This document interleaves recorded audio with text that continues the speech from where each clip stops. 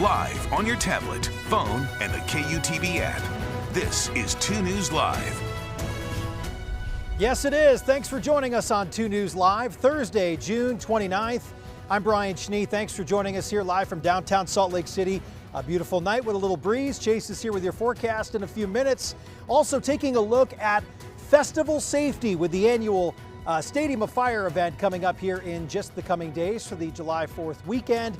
Talking about fire concerns, what you can do around your home right now, and also firefighters stepping up to help a community in southwestern Utah. We'll get there in just a moment, but before we do, here's a look at what's making headlines tonight.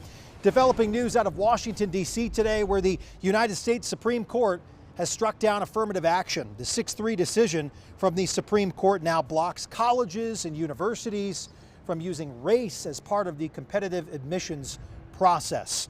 Also in your headlines tonight, a man behind bars at the Weber County Jail right now, accused of murdering his brother-in-law. Newly released court documents say Dallas Martineau waited at the back of his brother-in-law's home in West Haven before shooting him multiple times.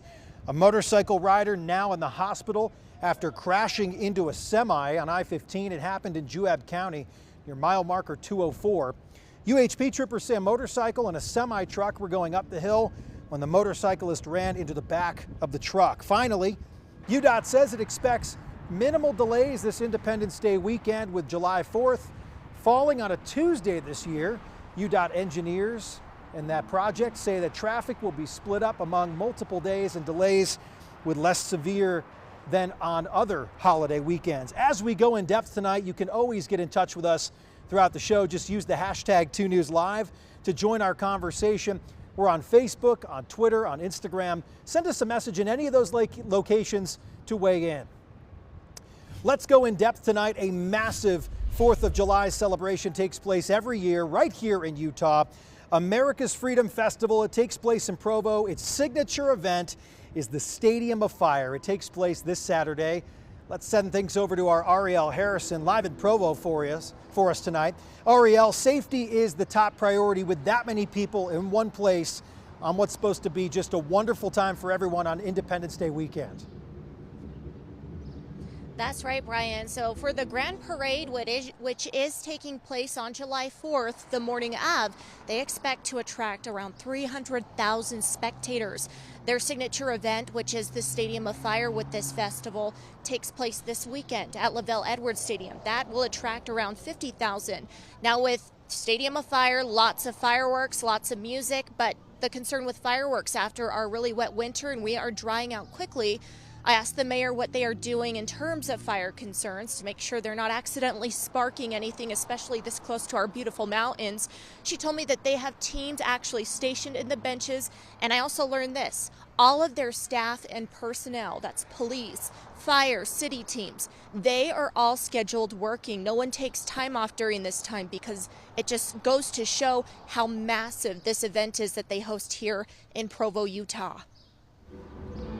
Ariel live in Provo tonight for us. Any concern with the fire conditions as they stand right now with such a big display? The mayor said that they have crossed their T's and dotted their I's, that they are prepared, having all the staff, and then the measures they've taken in the benches, that she was not concerned when I asked her what measures they had taken, and she spoke with me about that. We have her full interview, from my understanding, actually posted on YouTube where people can go watch. Ariel Harrison live for us in Provo tonight ahead of a big event, the big annual Freedom Festival, and of course, Stadium of Fire that draws thousands to Lavelle Edwards Stadium. Ariel, thank you so much. It's not legal to be setting off fireworks in Utah right now, but that's not stopping people. Every night you're probably hearing the crack and the boom of some sort of firework in your neighborhood. Now, yesterday, Lincoln Graves talked to several police agencies to see the enforcement process when there are firework complaints while they're illegal. You know, every year the biggest issue that we have is fireworks being set off in the restricted areas. For Sandy, that's anywhere that runs along Dimple Dell Park, or the gully, as most residents refer to it as, or above 13th East. So we get a lot of calls there. Probably the next biggest problem that we run into is setting them off when they're not supposed to be setting them off. So we work in conjunction with the fire department to try and handle those calls and take any enforcement that we need to. So we get several calls in regards to fireworks, illegal fireworks, concerns about the fireworks going off. Our response is going to be that if it is in a non-restricted area, the call will be taken. Officers in the area will be notified of the complaint. At that time, if they are free, they can drive through the area and see if there is an area for concern with that. If it is done during times that are illegal, or if they're in restricted areas for fireworks, or say if there is a hazard to the public, officers will be dispatched to handle that situation at that time. No better place and no better time than right now to be preparing your own property for the threat of wildfire. It's something you can do on your own right now, and you probably should if you live in a wooded area, if you're butted up against that urban interface. I spoke with the folks at Alpine Forestry. They're out of Park City. They work on fuels projects, but also work on properties to reduce the risk of wildfires that can cause damage.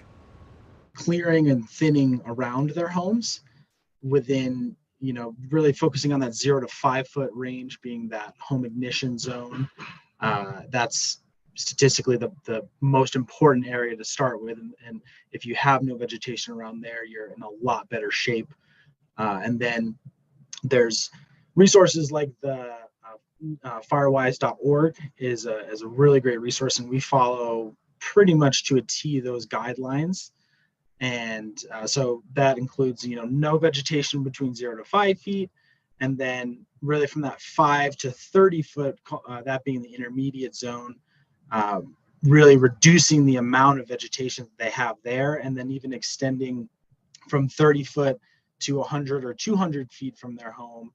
And again, we're sort of gradually, as we get further from the home, allowing more vegetation. But if you think about that in the reverse, if a fire is coming, we're decreasing the intensity of the amount of fuel that is leading up to the home. How important is this here in some of the landscapes that you're in frequently here in Utah? I mean, what are you seeing when you come up to some of these homes? Yeah, we're seeing a lot of thick hardwood vegetation around that sort of in that 100 to 200 foot zone. Look at some of their recommendations. There's actually a home hardening checklist on there that includes a lot of things like, not having any piles of wood within 30 feet of your home, making sure that your vents are covered with mesh. And making sure that there's no leaves built up in your gutters and in the eaves, on the eaves of your roof, like making sure your roofs are very clean. Those are really simple things that people can do, and it goes a really long way. It's a community effort. Everybody needs to do their part when it comes to wildfire risk. Partnering with your neighbors and talking about the vegetation between your homes, and just getting everybody collectively together to address this. Well, we're outside live in downtown Salt Lake City right now. Personally, I was expecting polo weather. I was expecting maybe 90s, some heat, but we're getting some wind right now, and it actually feels really good. Meteorologist Chase Thomason here. Chase, we're under some cloud cover. You and I were just talking about those really cool photos we've been getting. What are they of these clouds? What do these photos look like? We got tons flooded with these photos of these big, giant, what we call cumulonimbus clouds. Now, not really seeing any of those behind me, but earlier today, as these storms kind of just blossomed, it kind of looks like a giant mushroom, if you will. Cool. It's that classic thunderstorm cloud, which happens, but we just really haven't seen them. Take a look. This is what it did look like earlier today over the Wasatch Mountains near Bountiful. Again, it's called the cumulonimbus cloud. What you're seeing, though, is those intense updrafts. Rising motion, it hits the stratosphere, and then it can't rise any farther. So then the clouds disperse, especially if there's no wind, very evenly, and you get what we call an anvil, but a beautiful shot earlier this afternoon. So let's get to your forecast. Here's what we're tracking. It's a storm system that is centered over Utah with isolated showers and thunderstorms. Not a big storm system that we're seeing, but it is just enough to see a little bit of rain over mainly our high country. Here in the valleys, we are dry. So a closer look, you can see some of those isolated showers and storms, Wasatch back, southwestern Wyoming. That's where we have a couple lingering showers right now and across portions of central Utah. But one thing that I'm noticing is that these showers are beginning to fall apart. Southern Utah, we got some thicker clouds rolling into St. George. Not really a whole lot of rain, maybe some gusty winds, but we've had some light rain in between Beaver and Cedar City. So let's go forward as we roll through this evening. You'll notice by about 8 o'clock, these showers kind of just wind down. And then later tonight at about midnight, everything is pretty calm and quiet here in Utah. Storm continues to move to the east. We got some drier air moving in. Can't rule out maybe a stray thunderstorm in northeastern Utah tomorrow afternoon for your Friday, but the rest of the state is dry.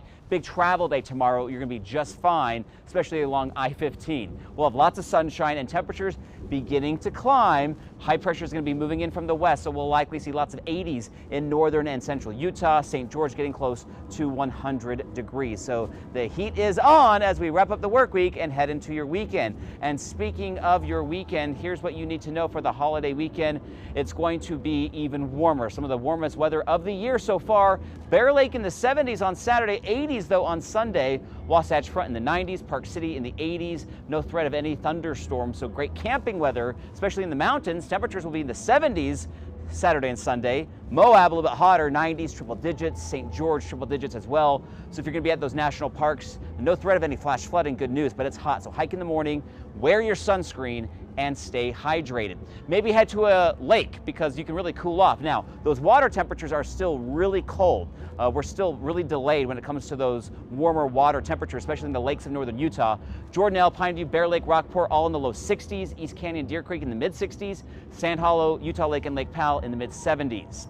St. George, you're going to have quite the warm-up. So take a look at your 7-day forecast. 99 tomorrow, and then we're at 103 Saturday, 107 Sunday. Dangerously hot, though, by early next week. 109 Monday, 105 Tuesday. And it's also going to be breezy, so we do expect fire danger to increase. Now, normal high is 100, but we expect above normal temperatures down south.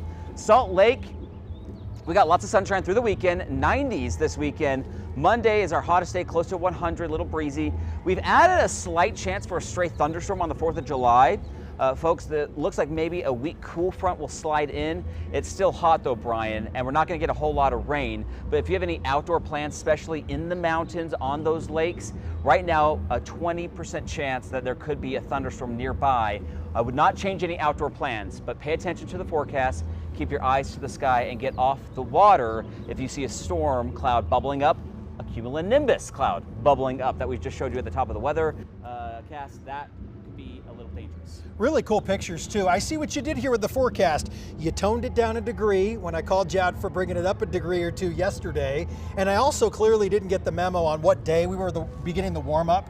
It's Friday into the weekend. It is. It really is the weekend. Today's our last day, 70s and 80s. The cloud cover has been nice, but here comes the summer heat. It is moving in. It was only a matter of time. Yep. Thanks, Chase. Remember to download our 2 News weather app to know about changes in your neighborhood. You can get updated forecasts, some live radar right at the palm of your hand. The app, it is free to download. Continuing to go in depth tonight on the threat for wildfire, I've been following the developments in the small southern Utah town of Central. The town has been virtually without a fire department for the past year or so. There have been a few volunteers who respond to calls here and there, but the residents were wondering, where is my money going when I'm paying for fire protection services? Well, it wasn't going to a full-time fire department until recently. The community itself are the ones that started getting upset that they were paying tax dollars and were not benefiting by anything. Finding out that we've been paying our fees for fire protection services, yet our fire station does not have a chief. We've been here now a little over 6 weeks and went literally from a dormant station to a 24-hour, 7-day station. Having the staffing here and having the wildland team here, we are on, I think there's a reason why it's called Central. We are right on the corridor of Highway 18 and Pine Valley Road, so we can go north, south, or east if need be. What is the potential for wildfire and catastrophe in Central? Yeah, catastrophic. We get a 30-mile-an-hour wind coming out of the south and a lightning strike with the cheat grasses sitting at 2 or 3 feet high and already burned out this year and laying down. It's all yellow.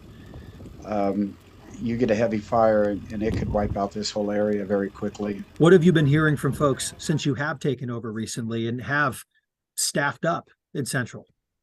We have visitors every day that come in and give us fruit and cookies and thank us for being here.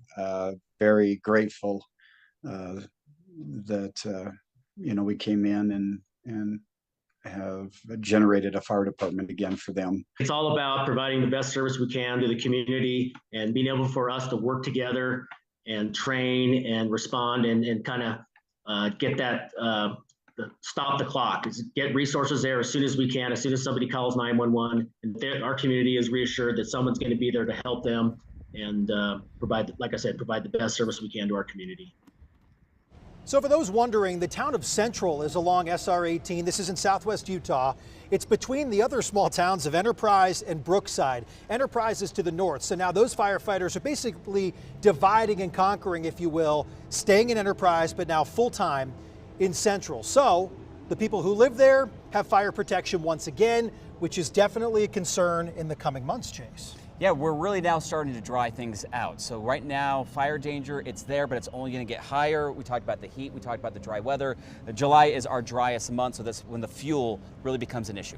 Thanks for joining us for 2 News Live. Truly live tonight here in downtown Salt Lake City. We'll leave you with this look of one of the mighty buildings in downtown as they prepare for a live concert here at the Gallivan Center. Hope you have a great night. We're back tomorrow with another edition of 2 News Live. I'm back with you Monday. Take care.